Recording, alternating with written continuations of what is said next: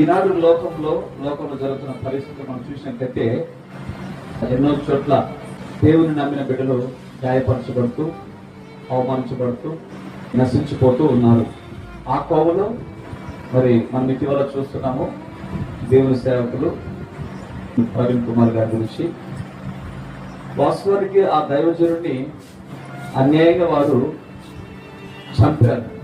ఒక మంచి ఆత్మ సంబంధమైన నాయకుడిని కోల్పోయినంత ఒక మంచి వక్త.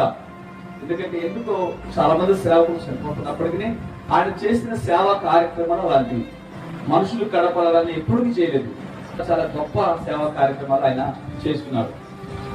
విధవరాలను పోషించటము, అలాగే అనాథ పిల్లలను చేరదీసి వాళ్ళకి చక్కగా చదువులు చదివించటము, వాళ్ళకి మంచి బాగోచటము, అలాగే బయట దేశంలో కానీ ఇక్కడ కానీ మంచి మంచి సాఫ్ట్వేర్ కంపెనీలో ఎన్నో వందల మందికి ఉపాధి కల్పించడం కానీ, ఒక క్రైస్తవానికి అతను ఒక మంచి సపోర్ట్ లాగా ఉన్నాడు.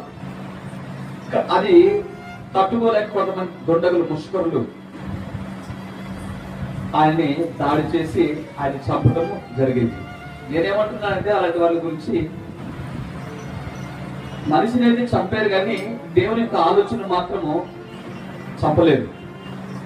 యేసుక్రీస్తు ప్రభు వారు ఆయన రాళ్ల నుంచి కూడా సువార్త ప్రకటించగలరు. ఒక ప్రవీణ్ కుమార్ ఒక్కడే చనిపోయారు.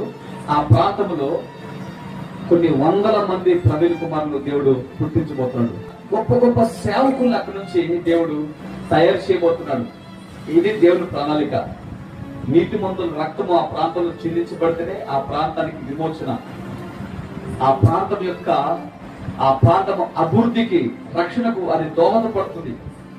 అందుకే నీతిమంతుల విజ్ఞాపన మనపూర్వకమందై అది బహు బలము గలదట. ఆ నీతిమంతుల రక్తం చిందించబడితేనే ఈరోజు భూలోక మానవులకి పాప విమోచన ఎలా కలిగిందో, ఆ దైవజనుడి యొక్క రక్తము ద్వారా ఆ ముష్కరులు అనుకోవచ్చు, మేమేదో జయం పొందుకున్నాము అని భుజాలు ఎగరేయచ్చు, లేకపోతే మేము గెలిచాము అని అనుకోవచ్చు. కానీ అంతకు మించి దేవుడు గొప్ప కార్యం దేవుడు జరిగించబోతున్నాడు. కాబట్టి ఏమి కంగారు పడాల్సిన అవసరం లేదు. ప్రజలు, అలాగే క్రైస్తవ సంఘాలు, దేవుని సేవకులు, అలాగే దేవుని బిడ్డలు, మీరు సమాధానంతో శాంతియుతంగా ప్రార్థన చేయండి. దేవుడు సహాయం చేస్తాడు. ప్రభు మీ పక్షాన్ని నిలబడున్నాడు. ఎందుకంటే యుద్ధము యెహోవాదే, దేవుడే యుద్ధం చేస్తాడు. ధైర్యం ఉండి మౌనంగా సహనం కలిగి